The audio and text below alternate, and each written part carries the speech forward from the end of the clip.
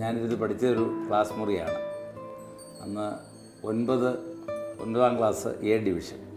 പഴയ സ്കൂളിൽ വന്ന് ക്ലാസ് മുറിക്കകത്ത് പഴയ ക്ലാസ് മുറിയിൽ വന്നിരിക്കുന്ന ഒരു അനുഭവം, അത് തീർച്ചയായിട്ടും ഓർമ്മിക്കാൻ കഴിയുന്ന ഒരു നല്ല ഒരു അവസരമായി ഞാനിപ്പോൾ ഇതിനെ കാണുകയാണ്. അതുപോലെ എൻ്റെ അടുത്തിരിക്കുന്നത് ജോയി ഞാൻ ഒരുമിച്ച് 5ാം ക്ലാസ്സിലാണ് പഠിച്ചത്. ഞാനിവിടെ പ്രൈമറി വിദ്യാഭ്യാസം കഴിഞ്ഞ് അപ്പർ പ്രൈമറിയിൽ വന്നപ്പോൾ ഞങ്ങൾ ഒന്നിച്ചിവിടെ പഠിക്കാനുള്ള അവസരം ഉണ്ടായി. പിന്നെ ഞാൻ 65 ഇവിടുന്ന് SLC കഴിഞ്ഞ് പോവുകയും ചെയ്തു. പ്രൈമറി ക്ലാസ്സിൽ പഠിക്കാൻ വരുമ്പോൾ വലിയ സൗകര്യങ്ങളൊന്നുമില്ല ഇന്നത്തെ പോലെ. ഇന്നിപ്പോൾ കുട്ടികൾക്ക് ഇവിടെ വാട്ടർ സപ്ലൈ ഉണ്ട്, ഇരുന്ന് ഭക്ഷണം കഴിക്കാനുള്ള സൗകര്യമുണ്ട്.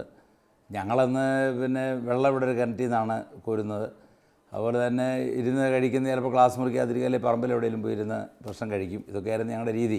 45 വർഷം മുമ്പുള്ള നമ്മുടെ ആ സ്കൂൾ ജീവിതത്തെക്കുറിച്ച് ചിന്തിക്കുമ്പോൾ ജേക്കബിൻ്റെയും ജോണിൻ്റെയും ആ രൂപം വരെ എൻ്റെ മനസ്സിലിപ്പോൾ വരുന്നുണ്ട്.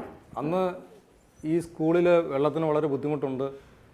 ആ ബുദ്ധിമുട്ടുള്ള അവസരത്തിൽ നമുക്ക് കൈ കഴുകാനുള്ള ഒരു സൗകര്യം നിങ്ങളുടെ ഭാഗത്തു നിന്നുള്ള സഹായം കൊണ്ടാണ് അന്ന് നടന്നതെന്ന് ഞാൻ ഓർക്കുന്നത്.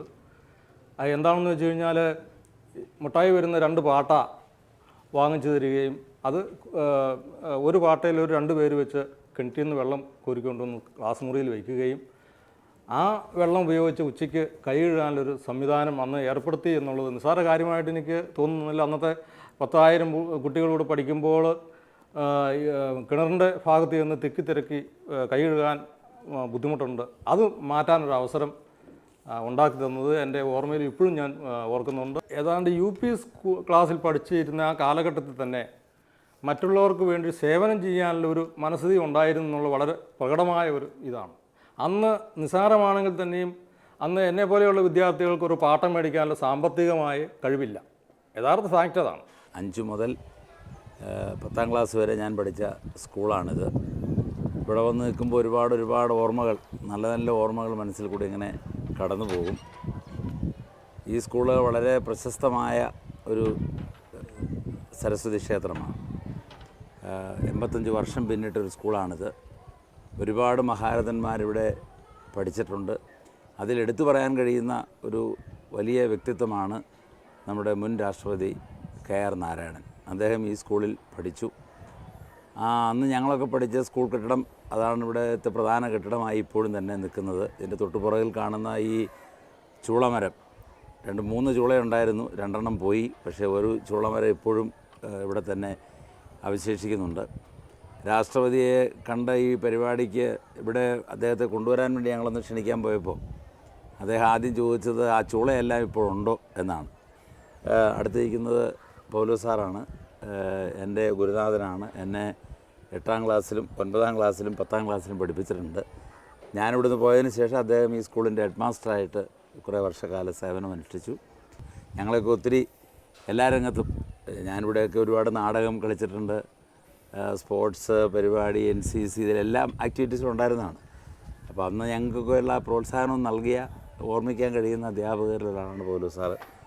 അദ്ദേഹത്തിൻ്റെ സാന്നിധ്യം ഇവിടെ ഉണ്ട്. അതൊക്കെ ഒരു പഴയ ഓർമ്മകളിലേക്ക് മനസ്സ് പോകുന്ന ഒരു സന്ദർഭമായിട്ട് ഞാൻ കാണുകയാണ്. പൂർവ്വ വിദ്യാർത്ഥികളുടെ കാര്യം വരുമ്പോൾ ശ്രീ ജേക്കബൊക്കെ മനസ്സിൽ തങ്ങി നിൽക്കുന്ന ഓർമ്മകളാണ്. യഥാർത്ഥത്തിൽ പഠിക്കുന്ന കാലത്ത് തന്നെ എല്ലാ ഫീൽഡിലും, സ്പോർട്സ്, ലിറ്റററി ആക്ടിവിറ്റീസ്, എല്ലാ മേഖലകളിലും, നാടകം, ഇതിലുമെല്ലാം ഇവരുടെ ഒരു സജീവ സാന്നിധ്യം ഉണ്ടായിരുന്നു എന്നുള്ളത് പലപ്പോഴും റിട്ടയർ ചെയ്ത് വീട്ടിലിരുന്ന് സ്കൂൾ ലൈഫിനെ പറ്റി ഓർക്കുമ്പോൾ മനസ്സിൽ പതിഞ്ഞു വരുന്ന പ്രധാനപ്പെട്ട പേരുകളിലൊന്ന് ഇദ്ദേഹത്തിൻ്റെ തന്നെയാണ്.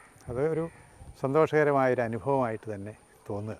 ഞാൻ സജീവമായ രാഷ്ട്രീയത്തിലേക്ക് വന്നത് മാർ ഇവാനിയോസ് കോളേജിൽ പഠിക്കുന്ന അവസരത്തിലാണ്. ആദ്യം ഇങ്ങനെ രാഷ്ട്രീയത്തിൽ വരണം എന്നൊരാഗ്രഹം എനിക്കുണ്ടായിരുന്നില്ല. പഠിച്ചിരുന്ന കാലത്ത് ഞാൻ ആദ്യം ആഗ്രഹിച്ചത് ഒരു കോളേജ് അധ്യാപകനാകണം എന്നാണ് ആദ്യത്തെ ആഗ്രഹം ഉണ്ടായത്. പിന്നെ കുറേ കാലം കഴിഞ്ഞപ്പോൾ പിന്നെ മനസ്സിലൊരു ചിന്താഗതി വന്നൊരു അഡ്വക്കേറ്റ് ആകണം എന്നൊരു ആഗ്രഹം വന്നു. അപ്പോൾ അതുകൊണ്ടാണ് മാർ ഇവാനിയോസ് കോളേജിൽ BSc ബോട്ടണി പഠിച്ചതിന് ശേഷം പിന്നെ ഞാൻ LLBക്ക് പോയി ചേരുന്നത്. എന്നെ BScക്ക് പഠിപ്പിക്കാനുണ്ടായ കാരണം വീട്ടിൽ അപ്പനും അമ്മയൊക്കെ ആഗ്രഹിച്ചത് ഞാനും ഡോക്ടറാകണം. എൻ്റെ ബ്രദർ ഡോക്ടറാണ്. പക്ഷേ എനിക്കതിനോട് വലിയ താല്പര്യം തോന്നിയില്ല. പിന്നെ അതുകൊണ്ട് LLBക്ക് പോയത് രാഷ്ട്രീയത്തിൽ വരാനല്ല, യഥാർത്ഥത്തിലൊരു അഭിഭാഷകനാകണമെന്നുള്ള ആഗ്രഹത്തിൽ തന്നെയാണ് ഞാൻ പഠിച്ചത്. മാർ കോളേജിൽ വന്ന് എൻ്റെ വിദ്യാഭ്യാസം ആരംഭിച്ച സന്ദർഭം മുതൽ പിന്നെ സജീവമായിട്ട് മുന്നോട്ട് പോയി. മാർ കോളേജിലെ KSCയുടെ യൂണിറ്റ് പ്രസിഡൻ്റായിട്ട് വന്നു. അങ്ങനെ എലക്റ്റഡ് ആയിട്ടുള്ള ഭാരവാഹിയായി, സ്റ്റേറ്റ് ഭാരവാഹിയായിട്ട് ഞാൻ 6-7 വർഷക്കാലം കേരള സ്റ്റുഡൻസ് കോൺഗ്രസ്സിനെ നയിച്ചിട്ടുണ്ട്. ആ കാലയളവിൽ കേരളത്തിലെ ഏറ്റവും പ്രബലമായ ഒരു വിദ്യാർത്ഥി പ്രസ്ഥാനമായിരുന്നു ഞങ്ങളുടേത്. പിന്നെ അധികം കഴിയുന്നതിന് മുമ്പ് LLMന് പഠിച്ചുകൊണ്ടിരിക്കുമ്പോൾ തന്നെ അന്ന് 77 ഇലക്ഷൻ നടന്നു. ആ ഇലക്ഷനിൽ പിറവത്ത് സീറ്റിൽ നിന്ന് മത്സരിക്കാൻ പാർട്ടി എന്നെയാണ് നിശ്ചയിച്ചത്. ഞാനിവിടെ മത്സരിച്ചു, വിജയിച്ചു.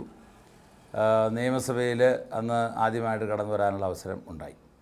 അപ്പോൾ യഥാർത്ഥത്തിൽ എൻ്റെ ഒരു രാഷ്ട്രീയ ജീവിതത്തിൻ്റെ വഴിത്തിരിവ് എന്ന് പറയുന്നത് മാർ കോളേജിലെ വിദ്യാർത്ഥിയായിരിക്കുന്ന കാലഘട്ടമാണ്.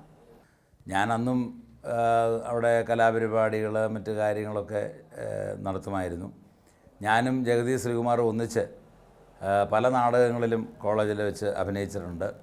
കോളേജ് ജീവിതം വിട്ടതിന് ശേഷം മാർ കോളേജിലെ പൂർവ്വ വിദ്യാർത്ഥികൾ എന്നുള്ള നിലയിൽ ഞാൻ, ജഗതി ശ്രീകുമാർ, അതുപോലെ തന്നെ ജഗദീഷ്, പിന്നെ ജയകുമാർ IAS ഓഫീസറാണ്, ജയകുമാർ അടക്കമുള്ള ആളുകൾ, അന്ന് അവിടെ പഠിക്കുന്ന കാലത്ത് ഞാൻ വിദ്യാർത്ഥി പ്രസ്ഥാനത്തിൽ സജീവമായി നിന്നുകൊണ്ട് ഇവരുമായിട്ടൊക്കെ ഒരു നല്ല ബന്ധം ഉണ്ടാക്കിയെടുക്കാൻ കഴിഞ്ഞു. ആ സൗഹൃദ ബന്ധം ഇപ്പോഴും പുലർത്തുന്നുണ്ട്. 25 വർഷം ഞാൻ നിയമസഭയിൽ പൂർത്തിയാക്കിയ അവസരത്തിൽ എനിക്ക് കിട്ടിയ കുറേ ഉപഹാരങ്ങളാണ് ഇവിടെ കാണുന്ന ഈ ഇരിക്കുന്ന മെമൻറ്റോസ്.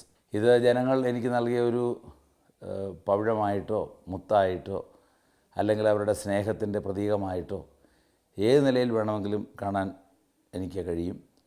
അപ്പോൾ എൻ്റെ ജീവിതത്തിലെ ഏറ്റവും സന്തോഷം നിറഞ്ഞ അനുഭവങ്ങൾ ഈ മുറിക്കകത്തേക്ക് കയറുമ്പോൾ എനിക്ക് തോന്നാറുണ്ട്. ഇനി ഞാൻ എൻ്റെ കുടുംബാംഗങ്ങളെ പരിചയപ്പെടുത്താം. ഇതെൻ്റെ ഭാര്യ ഡേസി ജേക്കബ്, പാളയം ഫെഡറൽ ബാങ്കിൻ്റെ ബ്രാഞ്ചിൽ ചീഫ് മാനേജറാണിപ്പോൾ. ഇത് എൻ്റെ സണ്ണിൻലോ, സിവിൽ എഞ്ചിനീയറാണ്, MBA കഴിഞ്ഞ ആളാണ്. ഇത് എൻ്റെ മകള് അമ്പിളി കിൻഫ്രയിൽ ജോലി ചെയ്യുന്നു. തൊട്ടടുത്തിരിക്കുന്നത് അനില പിറവം BPC കോളേജിലെ ഇംഗ്ലീഷ് വിഭാഗത്തിൻ്റെ അധ്യാപികയാണ്. അടുത്തിരിക്കുന്നത് എൻ്റെ മകൻ അനൂപ് ജേക്കബ്, ഇപ്പോൾ ഡെമോക്രാറ്റിക് ഇന്ദിരാ കോൺഗ്രസിൻ്റെ യുവജന വിഭാഗത്തിൻ്റെ സംസ്ഥാന വൈസ് പ്രസിഡൻ്റാണ്. ഞങ്ങളുടെ വിവാഹം 1976 നടന്നത്. 29 വർഷം ആയിട്ടുണ്ട്. ഞങ്ങൾ രണ്ടുപേരും ഒരു പ്രദേശത്തുള്ള ആളുകൾ തന്നെയാണ്. തിരുമാറാടി പഞ്ചായത്തിലാണ് ഞങ്ങളുടെ രണ്ടുപേരുടെയും വീട്. ചെറുപ്പം മുതലേ അറിയുന്ന കുടുംബങ്ങളാണ്. എൻ്റെ ഭാര്യയുടെ അമ്മ MLA ആയിരുന്നു, ശ്രീമതി പെണ്ണമ്മ ജേക്കബ്. 7 വർഷക്കാലത്തോളം നിയമസഭയിൽ നിയമസഭാംഗമായിരുന്നിട്ടുണ്ട്. പൊതുപ്രവർത്തന രംഗത്ത് പാരമ്പര്യമുള്ള അല്ലെങ്കിൽ പൊതുപ്രവർത്തനവുമായി ബന്ധപ്പെട്ട് നിൽക്കുന്ന ഒരു കുടുംബം ആണ് വൈഫിൻ്റേത്. അവിടെ തിരുമാറാടി പഞ്ചായത്തിൽ കൊച്ചുപറമ്പിൽ കുടുംബം എന്നാണ് അറിയപ്പെടുന്നത്. അപ്പോൾ അതൊക്കെ എനിക്ക് രാഷ്ട്രീയ രംഗത്ത് ഓരോ സന്ദർഭങ്ങളിലും പ്രവർത്തിച്ച് വരുമ്പോൾ സ്വാഭാവികമായിട്ടും രാഷ്ട്രീയ പ്രവർത്തകൻ്റെ കുടുംബജീവിതം കുറേയൊക്കെ ബുദ്ധിമുട്ടുള്ളതാണ്. അതൊക്കെ ആയിട്ടൊന്ന് അഡ്ജസ്റ്റ് ചെയ്ത് പോകാനും കാര്യങ്ങൾ മനസ്സിലാക്കി പോകാനുള്ള ധാരാളം സാഹചര്യങ്ങൾ ഈ കുടുംബപരമായിട്ട് ഉണ്ടായിട്ടുണ്ട് എന്നുള്ളത് കൃത്യമായിട്ട് എടുത്ത് പറയാൻ കഴിയുന്ന ഒരു സംഗതിയാണ്. പിന്നെ ഞങ്ങൾ രണ്ടുപേരും പഠിച്ചത് ഒരു സ്കൂളിലാണ്, വടകര സെൻറ്റ് ജോൺസ് ഹൈസ്കൂളിലാണ് ഞങ്ങളുടെ വിദ്യാഭ്യാസം നടന്നത്. പ്രാഥമിക വിദ്യാഭ്യാസത്തിന് ശേഷം 4ാം ക്ലാസ്സിന് ശേഷം. അടുത്തടുത്ത് വീടായതുകൊണ്ട് ഞങ്ങൾ അങ്ങോട്ട് ചുറ്റും പോവുകയൊക്കെ ചെയ്തിരുന്നു. കൂടുതൽ അടുത്ത് പരിചയപ്പെട്ടെന്ന് പറയുന്നത് അവിടെ നിന്നെല്ലാം കഴിഞ്ഞ് ഇവിടെ ട്രിവാൻഡ്രത്ത് വന്ന് ഇവിടെ ആ സമയത്താണ് ഡെയ്സിയും എൻ്റെ സിസ്റ്ററും കൂടെ ഒന്നിച്ച് ലയോള കോളേജിലെ MSWന് വന്നു ചേർന്നു. അപ്പം അന്ന് കൂടുതൽ കുറേ കൂടെ മെച്ചൂർഡായല്ലോ. പിന്നെ ആ കാലത്തൊക്കെ കൂടുതൽ അങ്ങനെ പരിചയപ്പെട്ടു. പിന്നെ അതങ്ങനെ അങ്ങ് നീങ്ങി കല്യാണത്തിലേക്ക് എത്തി. അപ്പം അന്ന് നാടകത്തിനകത്തൊക്കെ ഉണ്ട്. ഞങ്ങൾ ഒന്നിച്ചും ആക്ട് ചെയ്തിട്ടുണ്ട്. ഞങ്ങൾ ഇന്ന് 10ാം ക്ലാസ്സിൽ പഠിക്കുന്ന സമയം, ഡേസിയൊക്കെ 8ലാണ്. അപ്പോൾ അന്ന് ഈ കോളേജിൽ അല്ല സ്കൂളിലൊക്കെ അന്ന് ഈ വാസത്തിൽ അന്ന് ആ സമയത്തൊക്കെ ഈ ആണുങ്ങൾ തന്നെ പെൺവേഷം കിട്ടുകയാണല്ലോ. അതിൽ നിന്ന് വ്യത്യാസമായ ഞങ്ങളുടെ ടീച്ചർമാരെല്ലാം കൂടെയൊക്കെ പറഞ്ഞ് അപ്പോൾ ആവശ്യമുള്ള റോളിൽ പെണ്ണുങ്ങളെയും കൂടെയൊക്കെ പെൺകുട്ടികളുടെ കൂട്ടി അങ്ങനെ ഒരു നാടകം വന്നു. എൻ്റെ ഏരിയ ഞാൻ കൃത്യമായിട്ട് ഓർക്കുന്നില്ല, എങ്കിലും നല്ല തമാശകളുള്ളൊരു നാടകമായിരുന്നു.